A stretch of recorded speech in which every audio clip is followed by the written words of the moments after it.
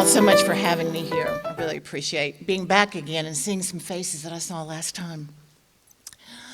You know, in the evenings, when the world finally gets quiet and I confess to doom scrolling on my Facebook, I don't look, y'all do that too, okay?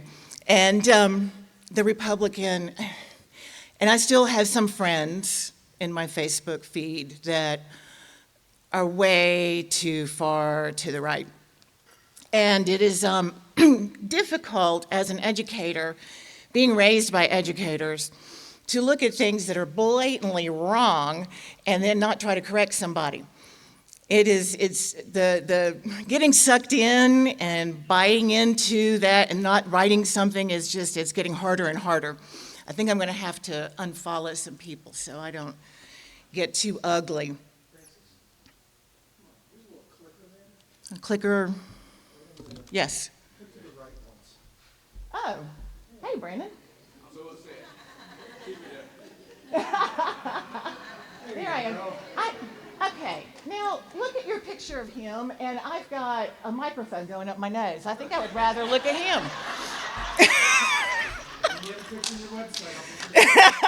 Thanks.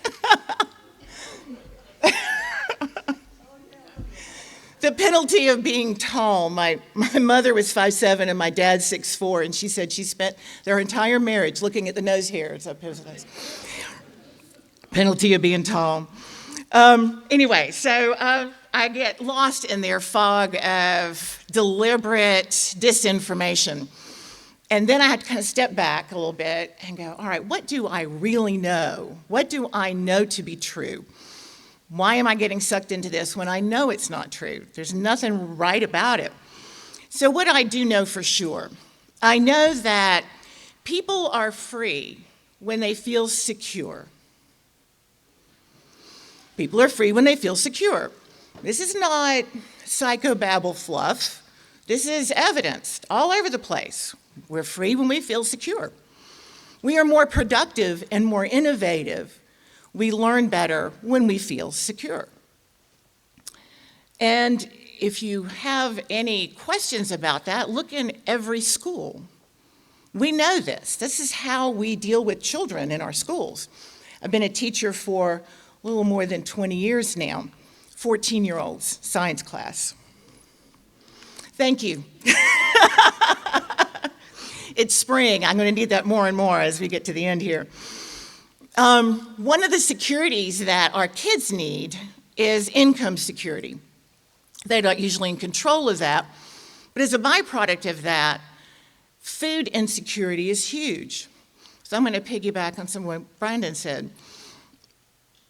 Food insecurity is incredibly huge. That's why we feed kids twice a day in the schools. That's why they can take home food on Fridays for the weekend.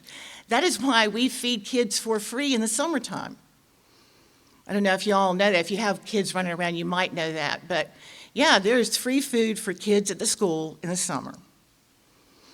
Well, these kids are not floating around there by themselves. They have adults in their lives who are suffering the same issues.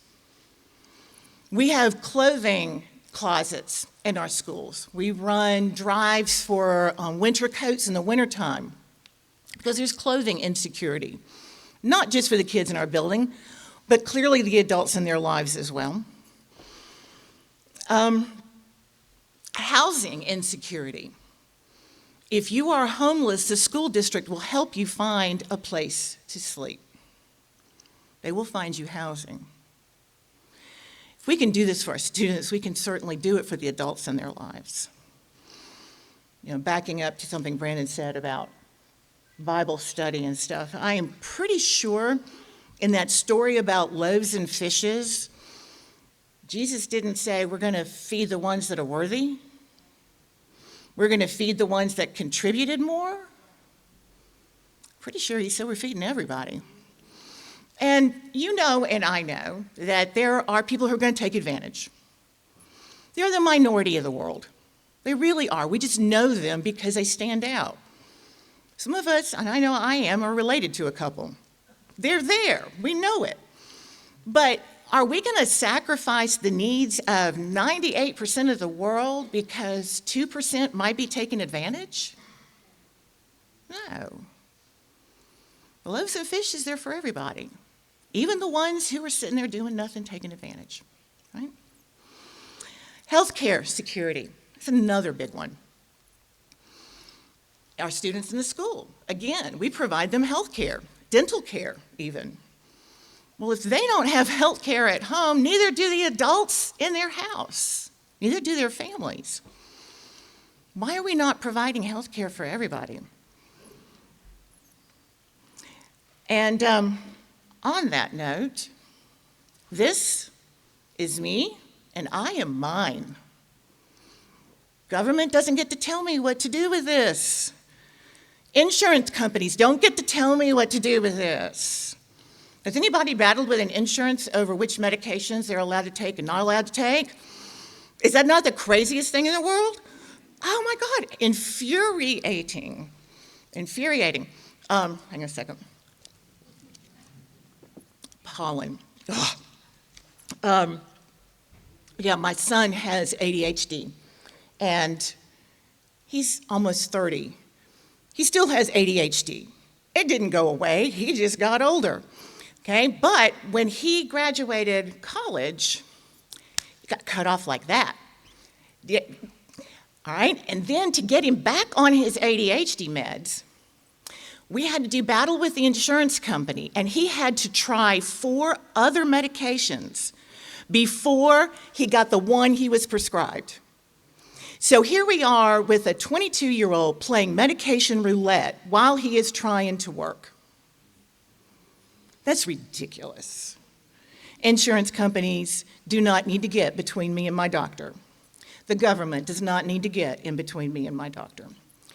And when it comes to abortion, that is a medical procedure between me and my doctor.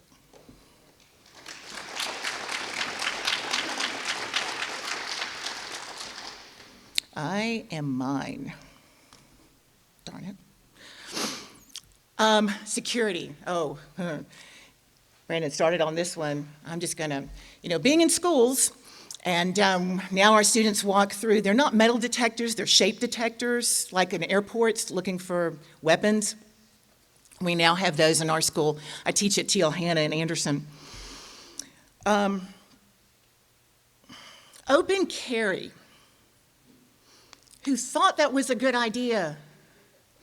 Now, I'm an Army brat, and when I was a little person, a little bit bigger than that, my dad was stationed in Paraguay. So we went, my mom and I, and they never like to stay in one place. They like to go exploring, so we would go hiking in the jungles. They would hike. I rode on the back of my dad's back. My dad's a good shot, my mother was better. So she carried the gun. Now, that's a condition where open carry makes sense. There are snakes in the jungle that need to be shot. Open carry does not make sense going to the Walmart.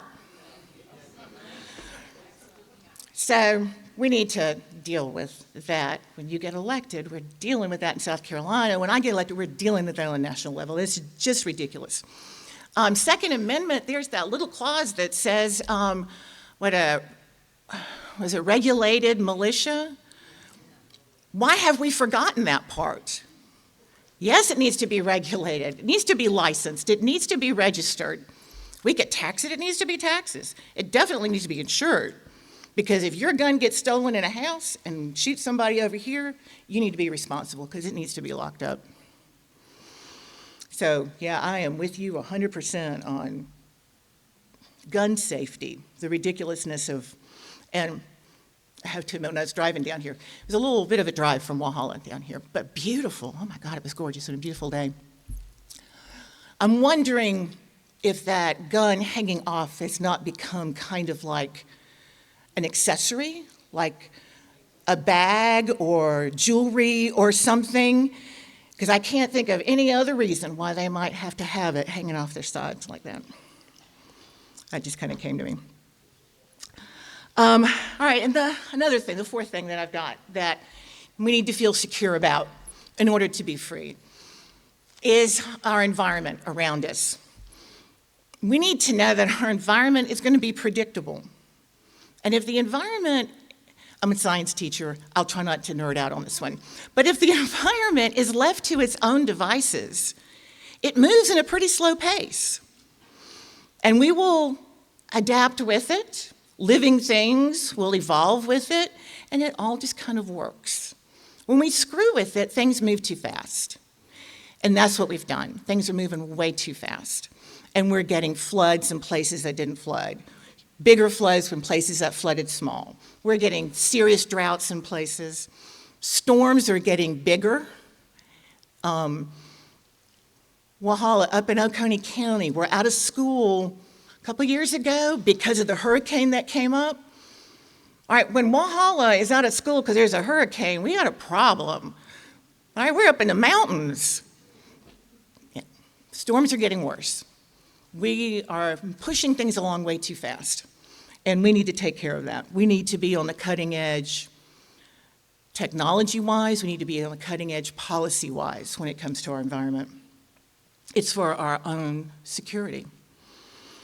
So if we address these things that make us insecure, I know for sure, because it works with 14-year-olds, works with everybody else, I know for sure we will be more productive, we will be overall more healthy, we won't have Lazarus at the gate, we won't have people starving, we won't have people sick, we will be more productive, we will be more innovative, we will have an overall mentally healthy society, and all we've got to do is take care of those four things. And it's not that big a deal. Other countries can do it. If they can do it, why aren't we doing it better? Right? So, like Brandon said, we've got to get out and vote. We've got to flip some things blue.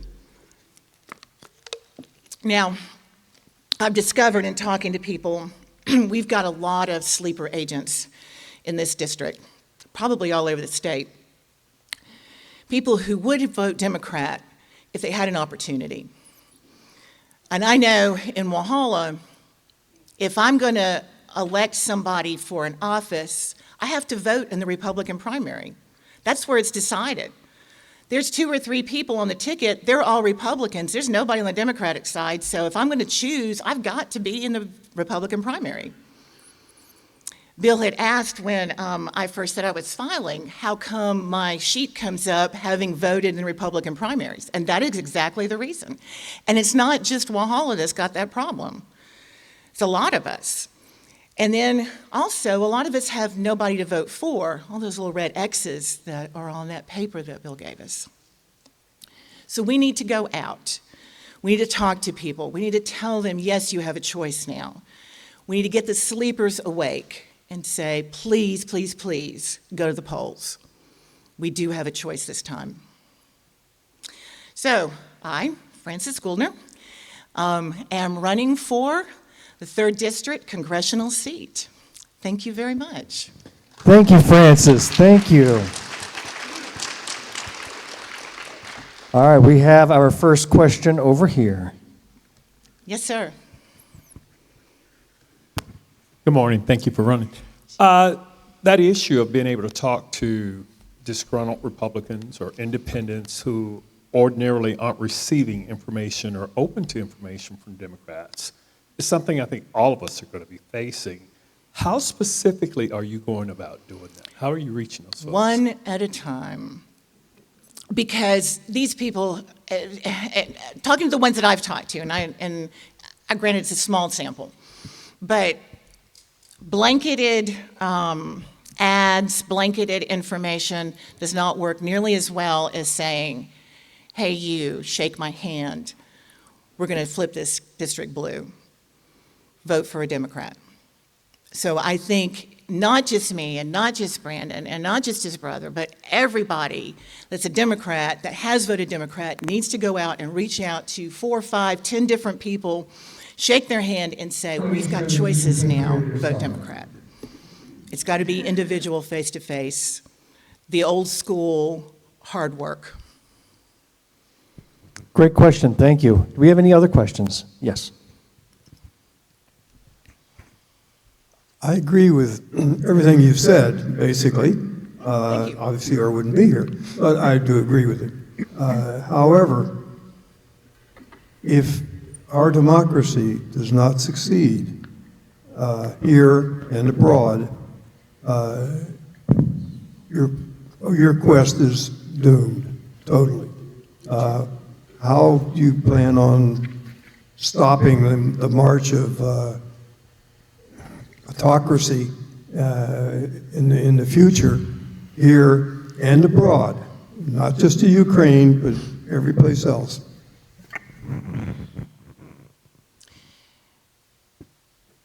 Okay. Some of it is living up to our promises. You mentioned Ukraine. Back in the 90s, we had the Non-Nuclear Proliferation Treaty, I believe is the name, some of y'all probably remember, where when Russia was falling apart into the little baby bears, we told them, collect up your nukes, we'll take them, we'll destroy them or whatever, but find them and give them to us and we will back you up. If Mother Russia comes for you, we're going to be there for you. Now it's time to pay the piper. They gave us their nukes, and we've got to be there for them. I think a lot of it is sticking to our promises. Good and bad. Our government, one Congress cannot commit the next Congress. So we have a habit of not following through on our promises. And not just with Ukraine, but with other countries, and we end up in these embroiled wars that last way too long because one group made a promise and another group doesn't really want to follow through. We're struggling that with Israel and Palestine right now, and I've got no answer for that one. But that's another one where we made a promise in the 40s, I believe it was, and we need to live up to our promises. I think if it's leadership, and I think Brandon will agree with me here, if you've got somebody who lives up to their promises and as a leader, it trickles down. It's not a build up, it's a trickle down. Many years ago, there was Denny's restaurant, I believe it was, had racial issues. And they could not get out of this embroiled mess that they had gotten themselves into. And what finally came out was the racism was at the top. It wasn't at the bottom. So it created a problem for the entire company. So we as a country have got to keep our promises. We have to be leaders and we have to act like we want other people to act. If we can't hold the bar, we can't expect anybody else to. Does that answer your question? I did ramble. Thank you for that question, Jim. We have another question. All right, I'll throw one your way.